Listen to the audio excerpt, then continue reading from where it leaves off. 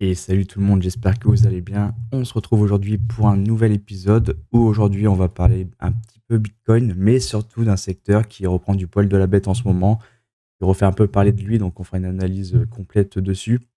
Mais avant de commencer, n'oubliez pas de vous abonner, de laisser un petit commentaire et un pouce, c'est très important pour le développement de la chaîne. Allez, c'est parti. Donc on va partir tout de suite sur Bitcoin. Donc comme je l'ai dit, on va faire un petit point très très rapide dessus. Franchement, ça va durer quelques secondes. Comme vous le voyez, Bitcoin, on est revenu. Donc comme je l'avais anticipé, euh, on avait des signaux qui étaient importants, notamment sur le price action, qui montrait quand même un marché quand même assez fragile avec ce potentiel M-top. Mais on avait un momentum qui soutenait pas mal le prix. Donc ça montrait qu'on avait une belle bataille quand même entre vendeurs et acheteurs. Donc durant cette consolidation, après cette vidéo, on a eu un OBV, un MACD qui s'est un peu abaissé. Mais on voit que le prix, lui, est revenu un petit peu dans le range. Donc, comme j'avais pu l'envisager, on est revenu dans ce range et concrètement, pour moi, ce range va continuer jusqu'à demain, jusqu'au FOMC. Je vois très mal le marché prendre une décision avant, bien que ça peut arriver, mais comme je l'ai déjà dit depuis bien longtemps, en général, quand on a un événement majeur fondamental comme ça, le marché aime se mettre à range, à consolider jusqu'à cet événement et ensuite prendre une direction lorsque cet événement est entre guillemets terminé, quand la décision est prise, notamment en particulier là pour le FOMC, pour la baisse des taux. Donc on risque d'avoir une réaction sur la baisse des taux, à faire très attention parce qu'on va avoir forcément une réaction. Sauf que 30 minutes plus tard, nous aurons du coup la conférence de Powell. Donc c'est pareil, le marché va être très attentif à ce que va dire Powell. Donc peut-être que sur la baisse des taux, on va se dire ok cool, on monte parce qu'on le prend bien. Mais derrière, si la conférence de Powell est un poil négatif vis-à-vis du marché, on pourrait très bien avoir voilà, une sorte de bull trap où on monte, on est content, mais en fait avec la conférence, on se rend compte que le discours n'est pas plaisant et derrière on se remet à chuter. Bon, en tout cas, demain soir, il va falloir, je pense, en tout cas pour moi, rester, on va dire, la main sous le cul et rester en attente. On risque d'avoir beaucoup de volatilité, beaucoup de fuck moves, donc vraiment des mouvements un peu dans tous les sens pour, entre guillemets, niquer tout le monde. Donc, va falloir faire très très attention à ça. Donc voilà pour Bitcoin, donc forcément pas très grand chose à dire vu le développement actuel. C'est toujours la même chose que je vais vous répéter, surtout par rapport au FOMC, donc de faire très attention. Donc maintenant, on va parler donc à ce secteur qui commence à refaire parler de lui en crypto et qui commence à montrer des petites choses sympathiques. C'est le secteur robotique, donc qui est notamment mené par 2-3 coins majeurs, donc comme PIC, comme Oki ou Geode. Donc c'est un secteur qui commence à reprendre pas mal de hype en ce moment. D'ailleurs, on voit là sur CoinGecko que dans les 3 catégories les plus chaudes du moment, entre guillemets, la robotique en fait partie, accompagné des launchpads et puis de Trump affiliated. Donc je me suis dit ok, là ça peut être intéressant d'en parler un petit peu parce que bien que la hype est présente, ça ne veut pas forcément dire que c'est une grosse opportunité qui se présente, puisque on peut très bien avoir une grosse hype sur un secteur, sur une crypto, mais que la charte entre guillemets ne soit pas achetable ou investissable entre guillemets si le truc a déjà bien explosé. Donc on va faire un petit point dessus, mais si ça peut vous rassurer, j'ai pu prendre un petit avant-goût sur les charts et c'est plutôt pas mal. Donc on va partir dessus, donc on va aller sur la crypto et on va commencer par PIC, donc j'avais déjà ici. Donc là, vous vous rendez compte du coup que en effet, c'est pas le genre de charte où on est déjà sur ATH sur ATH, des chartes qui sont donc très difficiles, on va dire, à justifier pour de l'investissement. Mais au contraire, on est sur des charts où on est plutôt sur un ATL, donc on est sur le all-time low avec une structure qui se montre et puis des structures qui se confirment surtout. Donc PIC qui est, bon, du coup, le coin le plus valorisé dans le secteur robotique. Donc, l'un des coins les plus importants du secteur, qui vient de confirmer donc un potentiel retournement. Ce qui est dommage là sur le weekly, c'est qu'on a très peu d'historique pour l'analyse de momentum. Donc, pour l'instant, en weekly, il faudra se contenter uniquement de la structure. Cependant, on pourra aller voir juste après un peu en daily, voir ce qui se passe pour essayer de voir un peu les signaux. Et comme vous voyez, on est venu prendre le plus bas ici avec ce mouvement, mais derrière, on est venu reconsolider et créer ce W. Donc, on a une petite structure ici qui s'est confirmée justement. On a peut-être un signe de divergence sur l'OBV dû à ce mouvement. Non, ça n'en a pas l'air du tout. Donc, non, on n'a pas de signe de divergence. Donc déjà sur le weekly, on a ce beau W qui s'est montré, qui s'est confirmé. Et voilà, on a une belle petite explosion. Pour l'instant, on a quand même encore potentiellement du fil à retordre, puisque ces moyennes mobiles, bien qu'on les ait passées et que maintenant elles vont faire foi de support, elles n'ont pas encore officiellement cross à la hausse. Donc, c'est quelque chose dont je me méfie assez en général sur des charts weekly.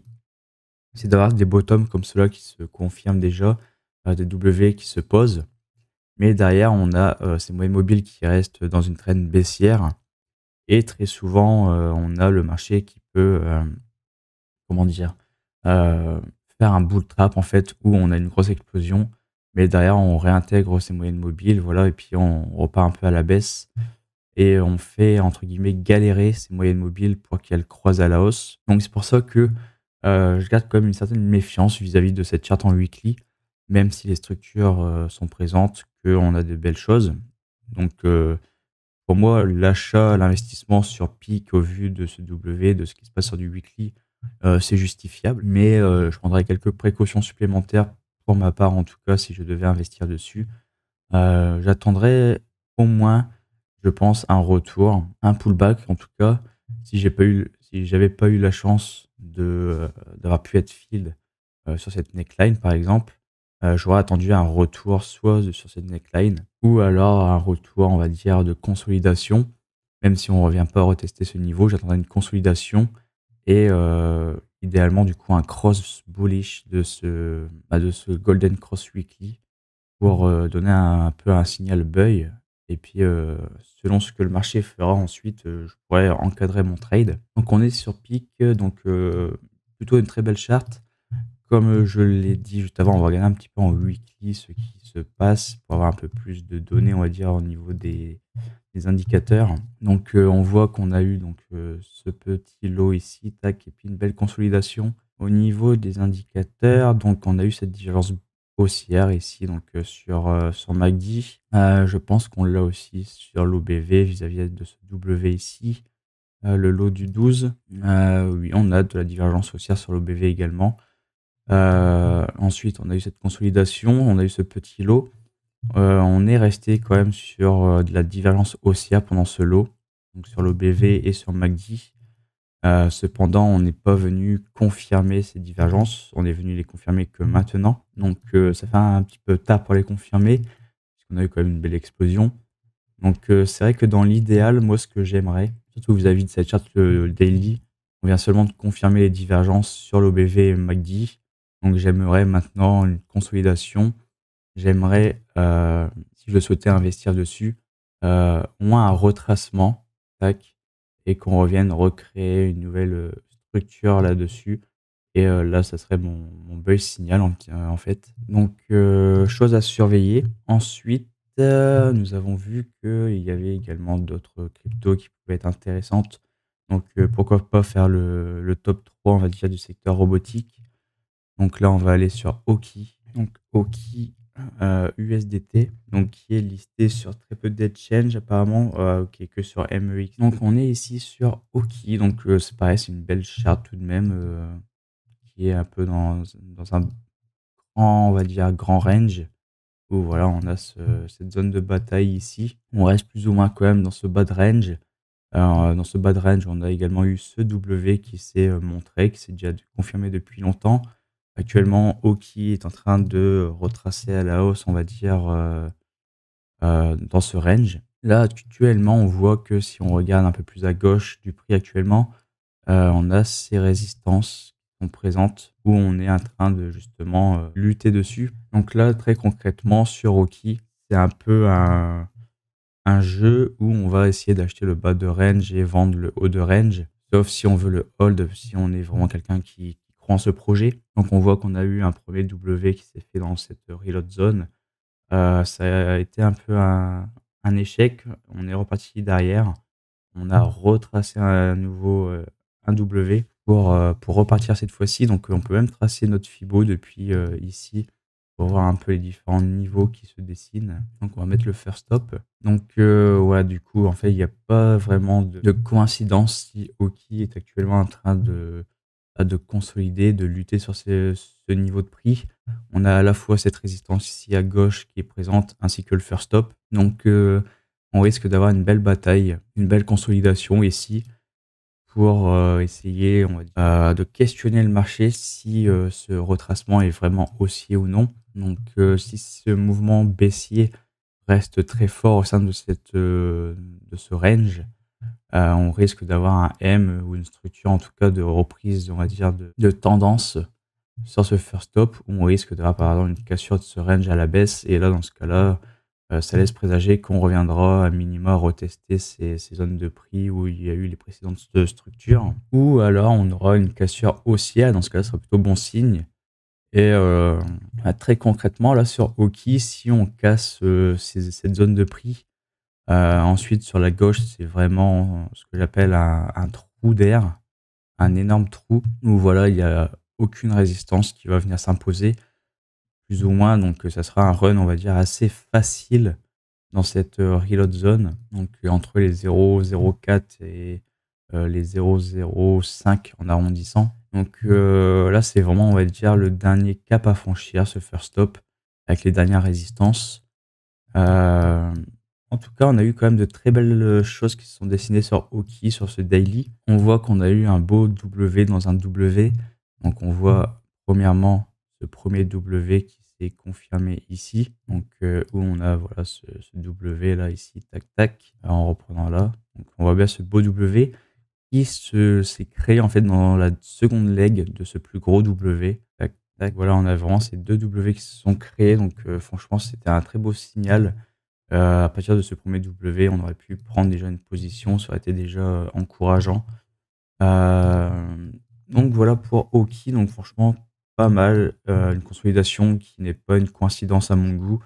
On va devoir laisser le marché se battre un petit peu sur cette zone pour essayer de se questionner justement. Et si je souhaitais investir dans Oki, de manière la plus idéale, j'aimerais un retracement. Donc au moins retester, on va dire, ce W pour rentrer dans cette zone de prix où la structure s'est créée juste avant. Ou alors, si je prends seulement en compte cette reload zone, voilà, de ce range, on reste actuellement en bande haute, donc sur les 0,618. Donc il reste quand même, on va dire, une localisation intéressante quand même pour investir à long terme si on croit en ce projet. Donc si on est vraiment sur une optique long terme, la zone de prix est bien. Donc il n'y a pas de souci. Si je suis un peu plus méticuleux sur le court terme et que j'essaie vraiment d'avoir la zone la plus optimale pour investir parce que je n'aimerais pas que mon investissement à court terme plonge probablement sur du moins 50%. Dans ce cas-là, j'envisagerais plutôt d'attendre un retracement en fait. Même si j'achète dans cette reload zone, à ce cours de prix actuel, si on revient tester ce W, on se prend quasiment une décote déjà au prix actuel de moins 50%. Donc il faudrait assumer déjà de voir son investissement initial perdre 50% de sa valeur juste pour un retracement comme ça. Donc c'est quand même des fois assez compliqué à tenir. En tout cas, c'est quand même une très belle charte, il y a du potentiel. Donc, je pense que ça peut être à surveiller. Et on va terminer du coup sur le troisième, donc sur le top 3 donc, de ce secteur robotique, qui est Geode. Donc Geode, voilà, USDT. Geode.net, pareil, qui est listé sur très peu d'exchanges. Donc Donc on a un peu un graphique, qui me fait penser un peu à Aukey, mais sans, l'explosion, on va dire, actuelle. Où voilà, c'est pareil, on a ce range ici. On est venu, retracer, ce range, on est venu retracer dans cette reload zone.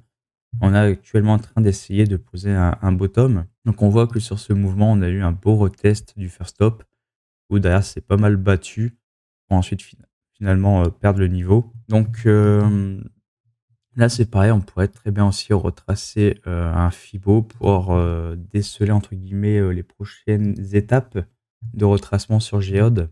Ce qui m'embête un petit peu, c'est qu'on aurait pu avoir ce beau W ici, sauf que sur cette mèche, on est venu plus bas. Donc si je devais parler de W, moi, ça serait plutôt du coup par ici ou avec ce plus bas où on fait ceci, tac, tac. Donc un peu moins beau que Aukey sur le développement de prix, mais voilà, on a quand même une petite structure ici. On a quand même de la divergence haussière, donc sur l'OBV, donc qui est flagrante. Sur MACD, on a aussi de la divergence haussière qui s'est confirmée, donc avec ici, là. Quoique on n'est pas revenu vraiment, en fait, on a un prolongement de divergence. On a cette grosse divergence dans un premier temps, admettons, sur ces 2 lots, qui n'a pas été, confirmée parce qu'on n'est pas venu casser ce niveau. Cependant, on est venu prolonger, donc comme ceci. Donc c'est pareil, ce high ici n'a pas cassé le précédent, qui était là, mais au sein même de ce prolongement, on a une autre divergence qui s'est créée ici et qui, elle, a été confirmée donc avec, ce break, de ce milieu-là. Donc concrètement, oui, il y a quand même, des choses intéressantes. Il y a quand même de la divergence. De toute manière, il y a quand même l'OBV déjà qui est confirmé sur les divergences. Si on veut MACD en plus, bah, on a quand même cette petite divergence en plus. Donc il y a des petites choses intéressantes. C'est pareil, donc sur Géode, moi, si je devais investir dessus, je rechercherais principalement ce retour ici, donc sur la neckline de ce W. C'est vrai que ces précédents jours, on a eu quand même pas mal l'occasion de pouvoir rentrer dessus. Et après, c'est pareil, c'est le même blabla un peu que sur Aukey, c'est que globalement, on reste quand même dans une zone de prix intéressante sur du long terme avec cette reload zone. On est même encore pratiquement sur la bande basse des 0,786. Donc on est encore quand même assez intéressant. Donc si vraiment le secteur robotique est quelque chose qui m'intéresse, je me dirais que OK, là, ouais, on est quand même fort intéressant, donc ça peut se justifier l'achat. Donc voilà pour ce petit point, donc sur ce top 3 du secteur robotique qui reprend un peu de hype en ce moment. Donc on a pu voir que c'est des chartes quand même qui sont très intéressantes, qui sont entre guillemets «justifiables» à l'investissement. Donc franchement, c'est pas dégueulasse. Donc après voilà, après à voir si, vous en tant que spectateur, ce sont des secteurs qui vous intéressent, c'est des charts qui vous intéressent également et surtout de vous y retrouver parmi votre trading plan. Donc savoir que c'est pas parce qu'une charte est, justifiable à l'investissement que forcément on a tous nos critères, valides en tant que trader ou investisseur pour pouvoir investir dessus ou le trader. Donc après c'est votre travail de, ouvrir la charte et regarder si vos critères sont présents et peut-être que, ces, actifs feront partie ou non de votre wallet, dans un avenir proche. Donc voilà pour cette vidéo, j'espère que ça vous a fait plaisir. Donc je vous dis à la prochaine. N'hésitez pas de vous abonner, de liker, de commenter la vidéo, ça m'aiderait énormément et moi je vous dis ciao.